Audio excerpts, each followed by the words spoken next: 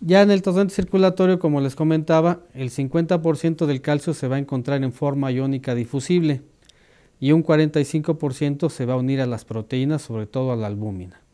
Un 5% se va a encontrar unido a aniones citrato o fosfato. ¿Y qué hace ya el calcio en la sangre? Primero, contribuye como el mayor mensajero intracelular. Contribuye para la excitación nerviosa, la contractilidad muscular de todo tipo de músculo, sea estriado o sea liso, y muy importante en el mecanismo de la coagulación. Entonces, hay dos hormonas que se les llama hormonas calciotrópicas porque son dos hormonas que nos van a regular precisamente el nivel de calcio en sangre. Como pueden ver ahí, a una hipercalcemia se echa a andar la paratormona y una hipocalcemia la calcitonina. ¿Cómo trabajan estas dos? Vamos a ver.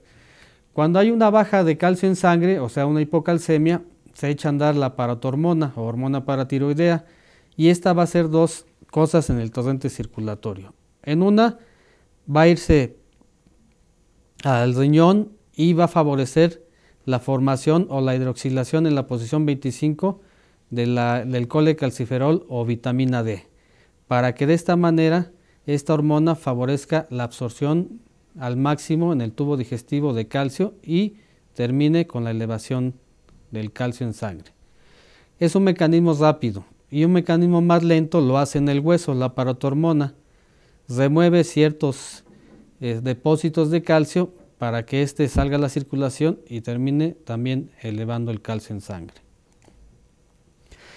La hormona calcitonina trabaja al contrario. En una hipercalcemia, entonces se secreta la hormona calcitonina y también a través de dos mecanismos. Uno rápido es que va al riñón y va a favorecer en el riñón la excreción del todo el calcio que se filtra, para que al excretar más calcio baje el calcio en sangre.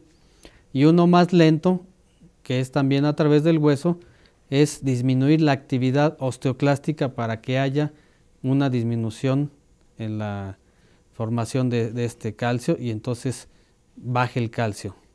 Este es un mecanismo muy complejo porque no solamente disminuye la actividad osteoclástica, sino toda la unidad de remodelación ósea que vamos a ver más adelante de qué se trata. ¿Qué pasa con el crecimiento óseo? El crecimiento óseo tiene dos modalidades, un crecimiento perióstico, que es la parte externa del hueso, y un crecimiento endóstico, que es la parte de adentro del tubo óseo. Aquí en esta gráfica podemos ver cómo también alrededor de los 30 años es cuando se adquiere la máxima grosor cortical, por crecimiento tanto perióstico como endóstico. Y esto lo hace al hueso mucho más resistente a cualquier tipo de esfuerzo. Hablando a nivel microestructural, ¿qué es lo que pasa? Bueno, ya a nivel microestructural, el hueso cortical trabaja de esta manera. Está formando ostionas secundarias a través de una reconstrucción haversiana, de tal manera que se impida un fallo mecánico del hueso. Y a nivel del hueso esponjoso, el osteocito va a detectar, va a proteger y va a reparar todo tipo de grietas o microfisuras microscópicas, también para impedir un fallo mecánico. Biomecánicamente, ¿qué pasa? Vamos a hablar de la biomecánica de la cadera porque es la que más se ha estudiado, pero es igual para cualquier hueso del esqueleto. Sabiendo que la cabeza femoral recibe una carga axial y la tiene que pasar a la diáfisis a través de un brazo de palanca que es el cuello femoral, ocurren dos situaciones. Aquí ocurre una descomposición del vector axial y lo podemos dividir en dos componentes, uno perpendicular y uno paralelo, de tal manera que al descomponer estos dos componentes vamos a ver que los esfuerzos que pasan sobre la cadera a nivel del cuello son únicamente de compresión y de flexión. Esto lo podemos ver aquí. Vean cómo los esfuerzos de flexión son mucho mayores, los de compresión son mucho mayores que los de flexión. Sin embargo, cuando este esfuerzo pasa por los trocánteres, entonces nuevamente se aumentan los de tensión y disminuyen los de compresión. Pero conforme va descendiendo esa carga axial, por el tubo endóstico, vean cómo otra vez los esfuerzos de flexión van disminuyendo hasta que quedan únicamente de compresión. Esto es muy importante porque esta parte del fémur es una región muy especial para nosotros como ortopedistas, porque biomecánicamente, si no ponemos un implante adecuado cuando hay una fractura, podemos tener problemas biomecánicos. Entonces, ese esfuerzo de flexión es un factor que hay que tomar mucho en cuenta. Y también tiene algunas consideraciones como vamos a hablar ahorita. Primero, estos momentos de flexión son diferentes en cualquier segmento del tubo endóstico. ¿Por qué? Porque vean cómo a nivel del cuello, a nivel del trocánter y a nivel de la diáfisis, la geometría del fémur proximal es muy diferente. Entonces, la cadera va a presentar diferentes momentos a flexión en estos tres segmentos.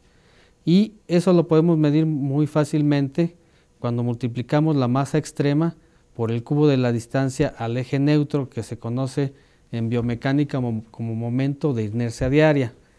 Entonces, la cadera tiene dos tejidos, el hueso esponjoso y el hueso cortical. Los estudios que se han hecho en esta área es que se han encontrado altas correlaciones significativas en el hueso esponjoso cuando se mide contenido mineral y densidad ósea, y cuando se mide contenido mineral y carga de rompimiento. Cosa que no sucede cuando se hace para el hueso cortical. Aquí ha habido bajas correlaciones, tanto para contenido como carga de rompimiento y contenido mineral para densidad ósea. El hueso cortical sabemos que a nivel de la cadera soporta el 60% del peso, mientras que el hueso esponjoso el 30% y un 10% las partes blandas, que son músculos y tendones y ligamentos.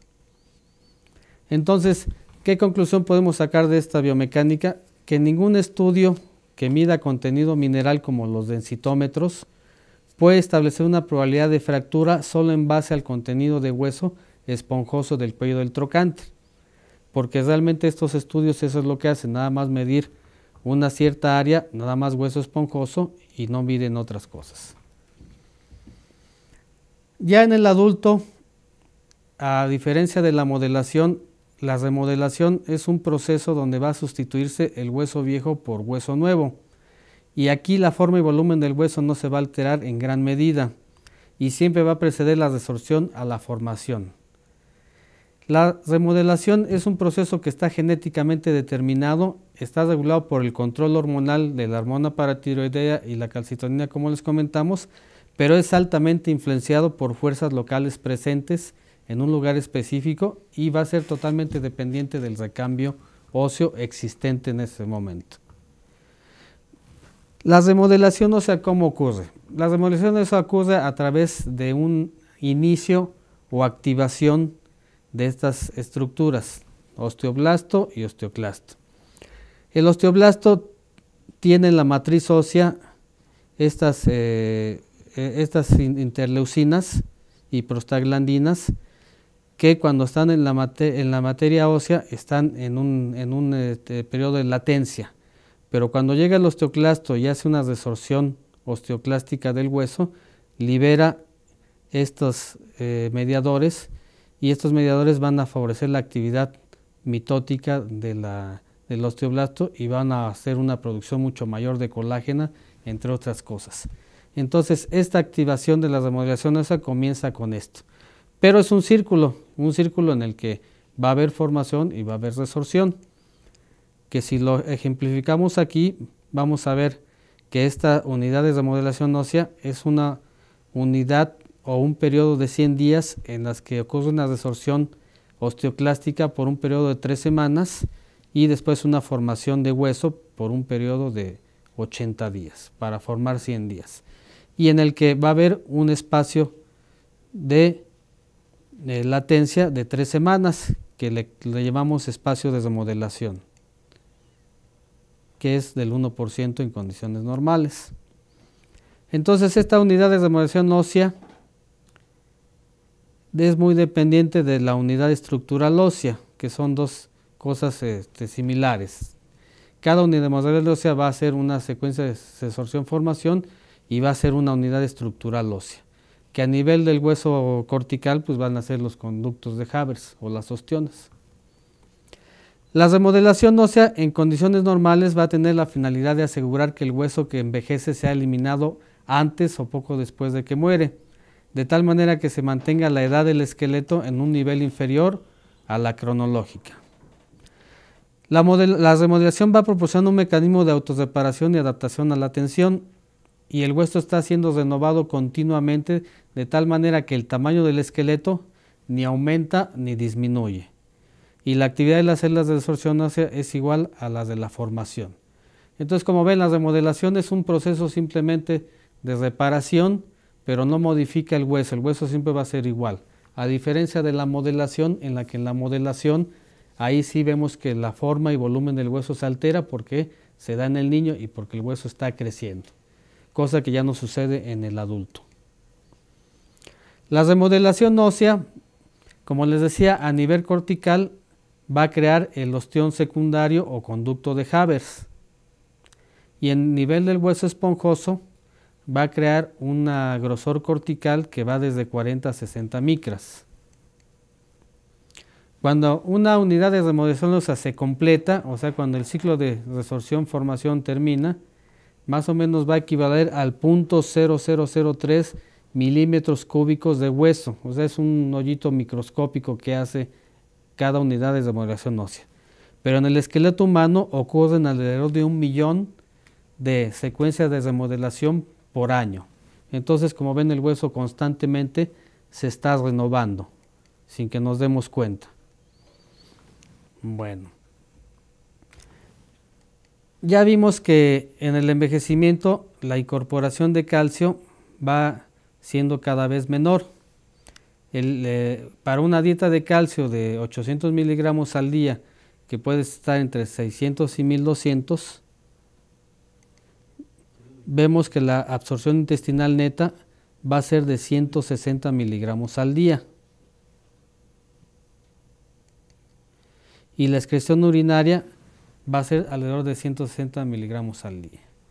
Entonces, ya pasando a la etapa de envejecimiento, vean cómo en el adulto o en el adulto joven o en el adulto ya senil, vemos que ya esta incorporación ya no va a tener mucho mayor entrada.